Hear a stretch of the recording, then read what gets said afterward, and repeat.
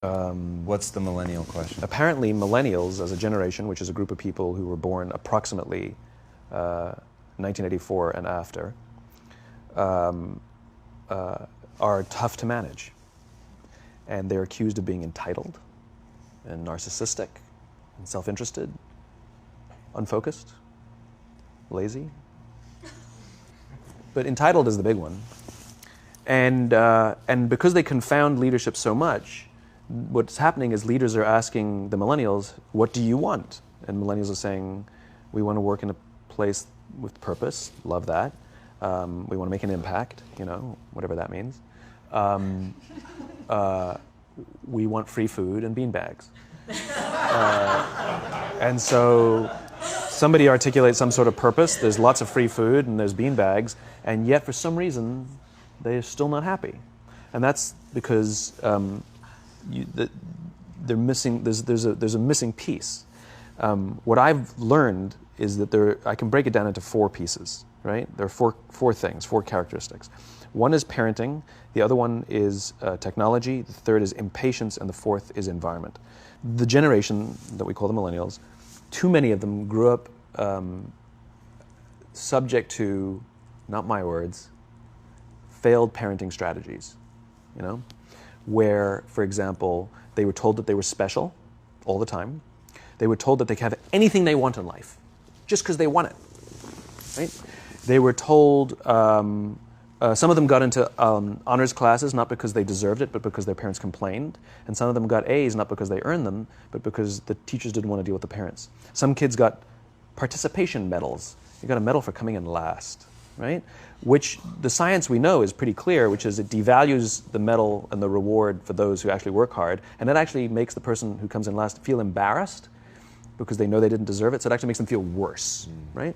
So you take this group of people, and they graduate school, and they get a job, and they're thrust into the real world, and in an instant, they find out they're not special, their moms can't get them a promotion, that you get nothing for coming in last, and by the way, you can't just have it because you want it. Right? And in an instant, their entire self-image is shattered. And so you have an entire generation that's growing up with lower self-esteem than previous generations. The other problem, to compound it, is we're growing up in a Facebook, Instagram world. In other words, we're good at putting filters on things. We're good at showing people that life is amazing even though I'm depressed, right? And so everybody sounds tough. And everybody sounds like they got it all figured out. And the reality is there's very little toughness and most people don't have it figured out. And so when the more senior people say, well, what should we do? They sound like, this is what you got to do. And they have no clue. Right? So you have an entire generation growing up with lower self-esteem than previous generations, right? Through no fault of their own. Through no fault of their own, right? They were dealt a bad hand, right? Now let's add in technology. We know that engagement with social media and our cell phones releases a chemical called dopamine.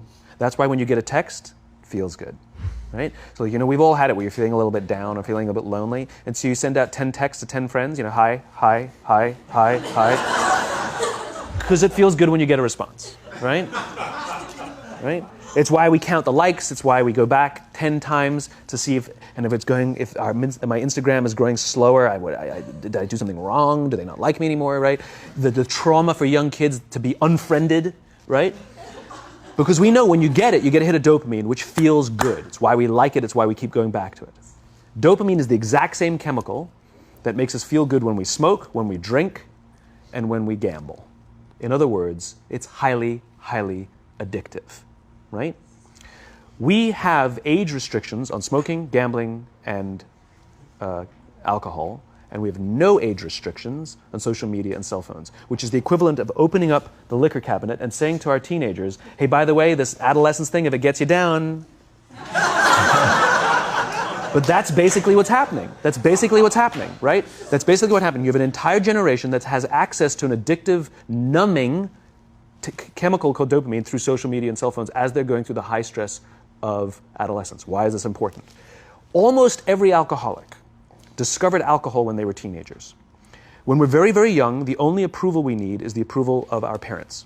And as we go through adolescence, we make this transition where we now need the approval of our peers.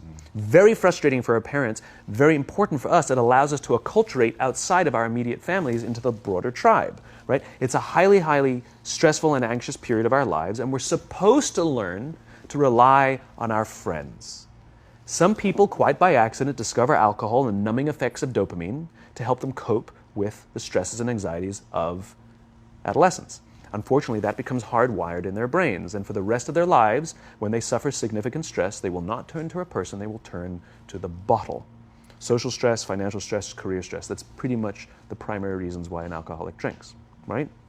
What's happening is, because we're allowing unfettered access to these dopamine-producing devices and media, basically it's becoming hardwired, and what we're seeing is, as they grow older, too many kids don't know how to form deep, meaningful relationships.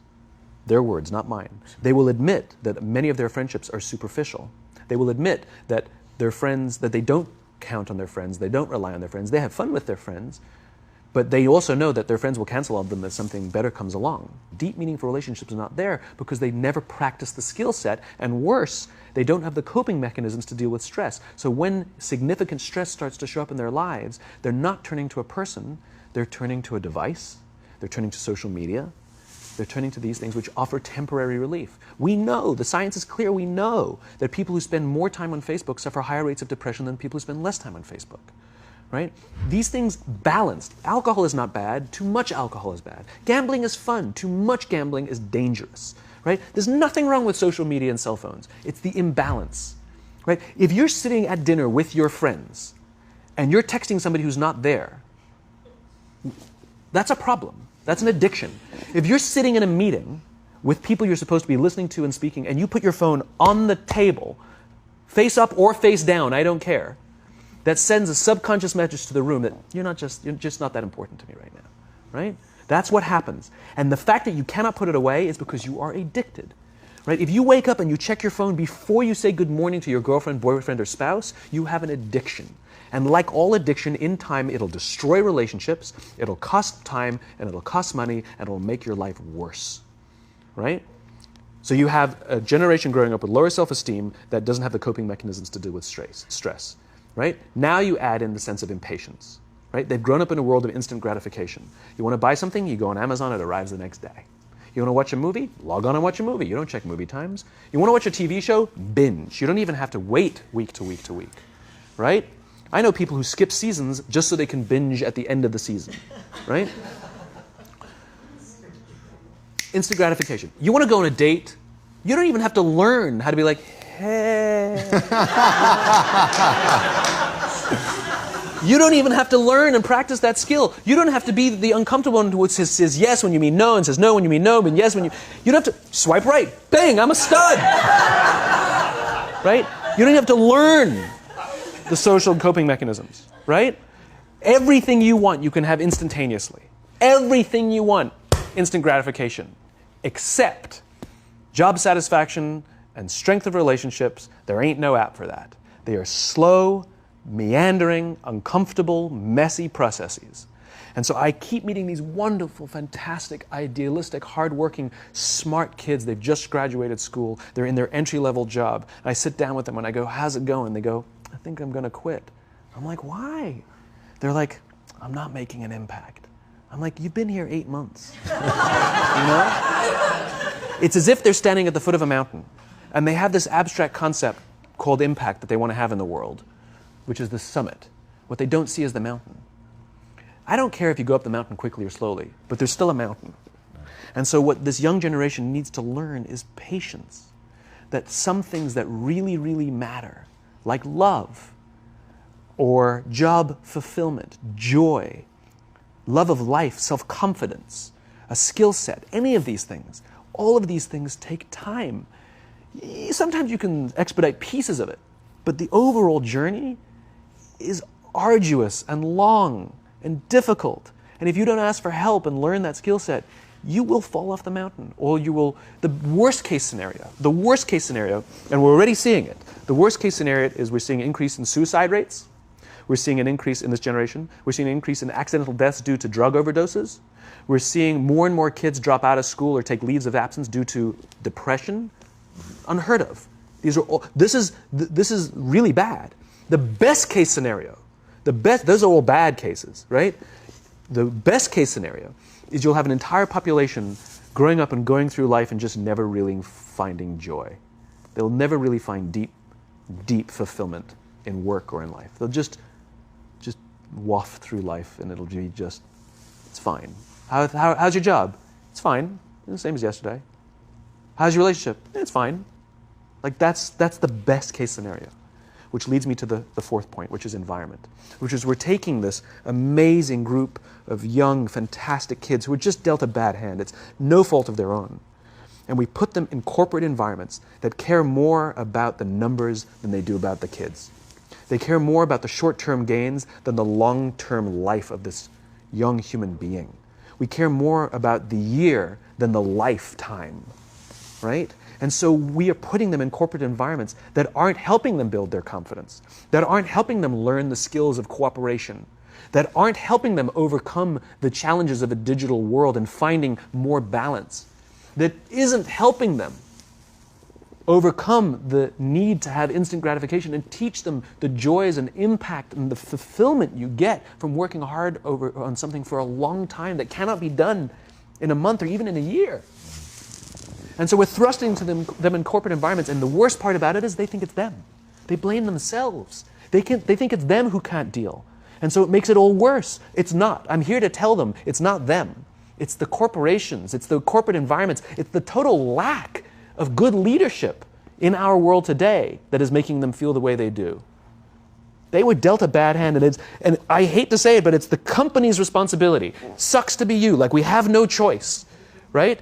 This is what we got, and I wish that society and their parents did a better job. They didn't. So we're getting them in our companies, and we now have to pick up the slack. We have to work extra hard to figure out the ways that we build their confidence. We have to work extra hard to find ways to teach them the social skills that they're missing out on. There should be no cell phones in conference rooms. None. Zero. And I don't mean the kind of like sitting outside waiting to text. I mean like when you're sitting and waiting for a meeting to start, this is what we all do. We all sit here and wait for the meeting to start. Meeting starting? Okay. And we start the meeting. No, that's not how relationships are formed. Remember we talked about it's the little things?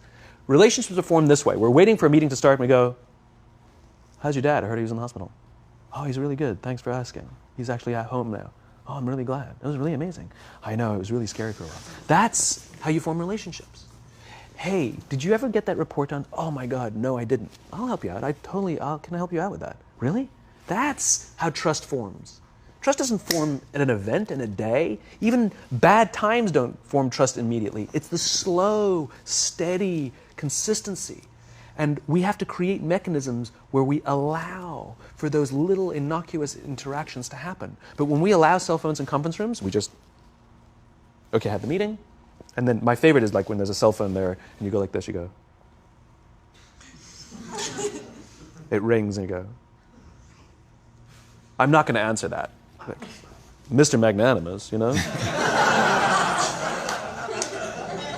When you're out for dinner with your friends, like, I do this with my friends. When we're going out for dinner and we're leaving together, we'll leave our cell phones at home. Who are we calling? Maybe one of us will bring a phone in case we need to call an Uber or take a picture of our meal. That goes without saying, come on. I'm an idealist, but I'm not insane. You know? Not a heathen. I mean, it looked really good. We'll take one phone. And so it's like an alcoholic. The reason you take the alcohol out of the house is because we cannot trust our willpower. We're just not strong enough. But when you remove the temptation, it actually makes it a lot easier.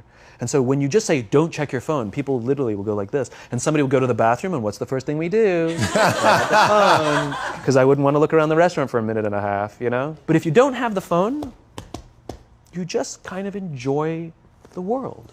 And that's where ideas happen. The constant engagement is not where you have innovation and ideas. Ideas happen when our minds wander and we go, and you see something, I bet they could do that. That's called innovation, right? But we're taking away all those little moments, right? You should not, and none of us should charge our phones by our beds. We should be charging our phones in the living rooms, right? Remove the temptation. You wake up in the middle of the night because you can't sleep, you won't check your phone, which makes it worse. But if it's in the living room, it's relaxed, it's fine. But it's my alarm clock. buy an alarm clock. They cost $8, right? I'll buy you an alarm clock.